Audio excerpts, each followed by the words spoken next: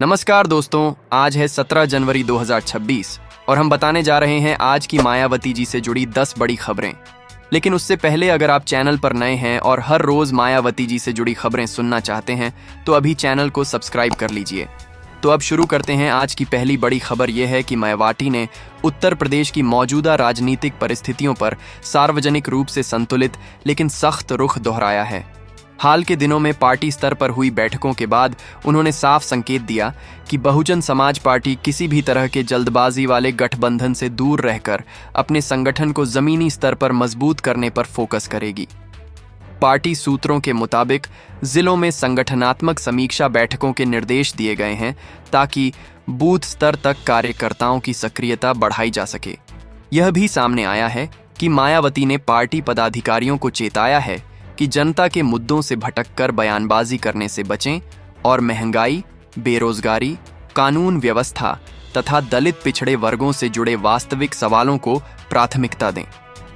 इस बयान को राजनीतिक गलियारों में इसलिए अहम माना जा रहा है क्योंकि इससे साफ हो गया है कि आने वाले समय में बीएसपी का एजेंडा क्या रहने वाला है और पार्टी किस तरह खुद को विकल्प के रूप में पेश करना चाहती है। दूसरी बड़ी खबर यह है कि मायावती ने केंद्र और राज्य सरकारों की नीतियों को लेकर फिर से सवाल उठाए हैं, खासकर आरक्षण और सामाजिक न्याय के मुद्दे पर। हालिया राजनीतिक घटनाक्रमों के संदर्भ में उन्होंने कहा है कि आरक्षण से जुड़े संवैधानिक प्रावधानों से किसी भी तरह की छेड़छाड़ स्वीकार्य नहीं है। पार्टी के आधिकारिक बयान के अनुसार बीएसपी इस मुद्दे पर देश भर में जागरूकता अभियान चलाने की तैयारी कर रही है ताकि दलित, आदिवासी और पिछड़े वर्गों के बीच यह संदेश जाए कि उनके अधिकारों की रक्षा के लिए पार्टी पूरी तरह प्रतिबद्ध है। इस खबर को रियल इसलिए माना जा रहा है क्योंकि पिछले कुछ समय से लगातार आरक्षण पर सुप्रीम कोर्ट और विभिन्न सरकारी नीतियों को लेकर राजनीतिक चर्चाएं तेज रही हैं और मायावती का रुख हमेशा स्पष्ट रहा है। उनके बयान को सोशल मीडिया और राजनीतिक मंचों पर व्यापक प्रतिक्रिया मिल रही है, जिसे आने वाले चुनावी समीकरणों से जोड़कर देखा जा रहा है।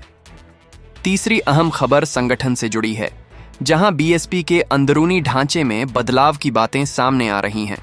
विश्वसनीय सूत्रों के मुताबिक मायावती ने कुछ पुराने चेहरों को फिर से सक्रिय भूमिका में लाने और कुछ नए युवा नेताओं को जिम्मेदारी देने पर विचार किया है। यह कदम पार्टी को नई ऊर्जा देने के तौर पर देखा जा रहा है। खास बात यह है कि यह बदलाव अचानक नहीं बल्कि चरणबद्ध तरीके से किए जाएंगे ताकि संगठन में असंतोष न फैले। मायावती ने कथित तौर पर यह भी कहा है कि पार्टी में अनुशासन सर्वोपरि रहेगा और जो भी पार्टी लाइन से हटकर काम करेगा उस पर कार्रवाई तय है। राजनीतिक विश्लेषकों का मानना है कि यह खबर बीएसपी के भविष्य की रणनीति को दर्शाती है, जहां पार्टी नेतृत्व अनुभव और युवाओं के संयोजन पर दांव लगा रही है। चौथी बड़ी खबर यह है कि मायावती ने हाल ही में हुई कुछ सामाजिक घटनाओं पर संवेदनशील प्रतिक्रिया दी है और पीड़ित परिवारों के प्रति सहानुभूति जताई है। पार्टी की ओर से जारी बयान में कहा गया है कि कानून व्यवस्था की स्थिति पर सरकार को गंभीरता से ध्यान देना चाहिए, क्योंकि आम जनता का भरोसा तभी बनेगा जब उन्हें सुरक्षा का एहसास होगा। ये खबर इसीलिए भी अहम मानी जा रही है क्योंकि बीएसपी लंबे समय से कानून का राज को अपना प्रमुख मुद्दा बताती रही है।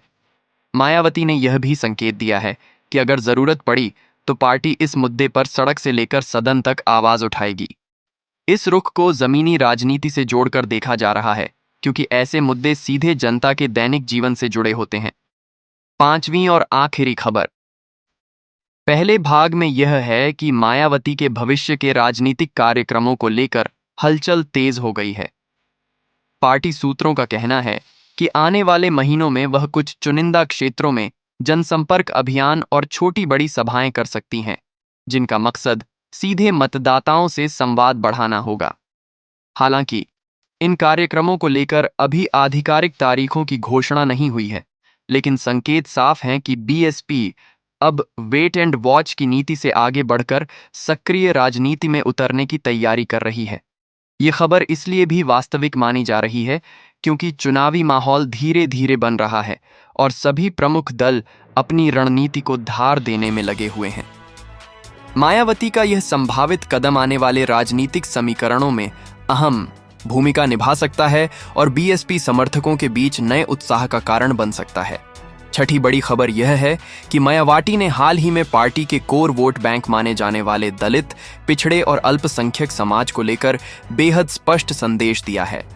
अंदरूनी बैठकों में उन्होंने कहा है कि बीएसपी का मूल उद्देश्य सत्ता पाना भर नहीं, बल्कि बहुजन समाज को आत्मसम्मान, सुरक्षा और अधिकार दिलाना है, और इसी सोच के साथ पार्टी आगे बढ़ेगी। सूत्र बताते हैं कि मायावती ने यह भी कहा कि किसी भी अन्य दल द्वारा किए जा रहे प्रतीकात्मक वादों से बहुजन समाज को सतर्क रहना चाहिए और ठोस नीतियों पर ही भरोसा करना चाहिए। इस खबर को राजनीतिक रूप से इसलिए महत्वपूर्ण माना जा रहा है क्योंकि पिछले कुछ समय से अलग अलग दल बहुजन वोट बैंक में सेंध लगाने की कोशिश कर रहे हैं, और ऐसे में मायावती का यह सीधा संदेश उनके पारंपरिक समर्थकों को फिर से एकजुट करने की रणनीति के तौर पर देखा जा रहा है। सातवीं खबर सरकार और प्रशासन से जुड़ी है, जहां मायावती ने प्रदेश में बढ़ते अपराधों और सामाजिक असुरक्षा को लेकर अप्रत्यक्ष लेकिन कड़ा संकेत दिया है। पार्टी से जुड़े लोगों के अनुसार उन्होंने कहा है कि यदि कानून व्यवस्था मजबूत नहीं होगी तो विकास के दावे खोखले साबित होंगे। इस बयान के बाद बीएसपी के स्थानीय नेताओं को निर्देश मिले हैं कि वे अपने अपने क्षेत्रों में जनता से जुड़े ऐसे मामलों को दस्तावेजी रूप में पार्टी नेतृत्व तक पहुंचाएं। यह खबर रियल इसलिए मानी जा रही है क्योंकि बीएसपी का पुराना राजनीतिक नैरेटिव ही कानून व्यवस्था पर आधारित रहा है, और मायावती के पिछले कार्यकालों में इसी मुद्दे को उनकी सबसे बड़ी ताकत माना जाता रहा है। राजनीतिक विश्लेषकों के मुताबिक आने वाले समय में यह मुद्दा फिर से बीएसपी के प्रमुख हथियार के रूप में सामने आ सकता है। आठवीं बड़ी खबर पार्टी की आंतरिक राजनीति से जुड़ी है, जहां यह चर्चा तेज है कि बीएसपी टिकट वितरण और संगठनात्मक नियुक्तियों में इस बार सामाजिक संतुलन के साथ साथ परफॉर्मेंस फैक्टर को भी अहमियत देगी। विश्वसनीय सूत्रों के अनुसार मायावती ने साफ कहा है कि सिर्फ नाम या पुराने पद के आधार पर जिम्मेदारी नहीं मिलेगी, बल्कि जो नेता और कार्यकर्ता जमीन पर सक्रिय रहेंगे, जनता से जुड़े रहेंगे और पार्टी लाइन पर ईमानदारी से काम करेंगे, वही आगे बढ़ेंगे। यह खबर इसलिए महत्वपूर्ण है क्योंकि इससे पार्टी में निष्क्रिय पड़े कई नेताओं पर दबाव बढ़ गया है और जमीनी कार्यकर्ताओं में नई उम्मीद जगी है। इसे बीएसपी के अंदर एक तरह के रीसेट बटन के तौर पर देखा जा रहा है। नौवीं खबर राष्ट्रीय राजनीति से जुड़ती है, जहां मायावती के रुख को लेकर फिर से चर्चाएं तेज हो गई हैं।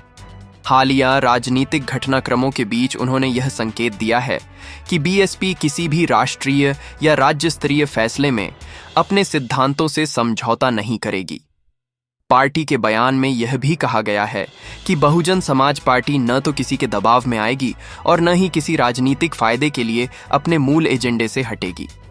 यह खबर इसलिए वास्तविक और अहम है क्योंकि पिछले चुनावों में बीएसपी के रुख को लेकर कई तरह की अटकलें लगती रही हैं, और मायावती का यह संदेश उन सभी अटकलों पर विराम लगाने की कोशिश माना जा रहा है। 10वीं और आखिरी बड़ी खबर यह है कि मायावती के सोशल और राजनीतिक संदेशों को लेकर डिजिटल प्लेटफॉर्म पर भी गतिविधि बढ़ी है। पार्टी से जुड़े सोशल मीडिया सेल को ज्यादा सक्रिय किया गया है ताकि पार्टी का पक्ष बिना तोड़ मरोड़ के सीधे जनता तक पहुंचे। यह भी बताया जा रहा है कि मायावती स्वयं इस बात पर नजर रख रही हैं कि उनके नाम से चल रही किसी भी भ्रामक या फर्जी जानकारी का तुरंत खंडन किया जाए। यह खबर इसलिए महत्वपूर्ण है क्योंकि मौजूदा दौर में राजनीति का बड़ा हिस्सा डिजिटल माध्यमों पर लड़ा जा रहा है, और बीएसपी अब इस मोर्चे पर भी पीछे नहीं रहना चाहती। इस कदम को पार्टी की आधुनिक रणनीति के रूप में देखा जा रहा है, जो आने वाले समय में उसकी राजनीतिक पकड़ को और मजबूत कर सकता है। आज की इन तमाम बड़ी और जमीनी खबरों से एक बात साफ निकलकर सामने आती है कि मायावती और बहुजन समाज पार्टी पूरी तरह से चुप या निष्क्रिय नहीं है, बल्कि रणनीतिक तौर पर हर कदम को सोच समझकर आगे बढ़ाया जा रहा है।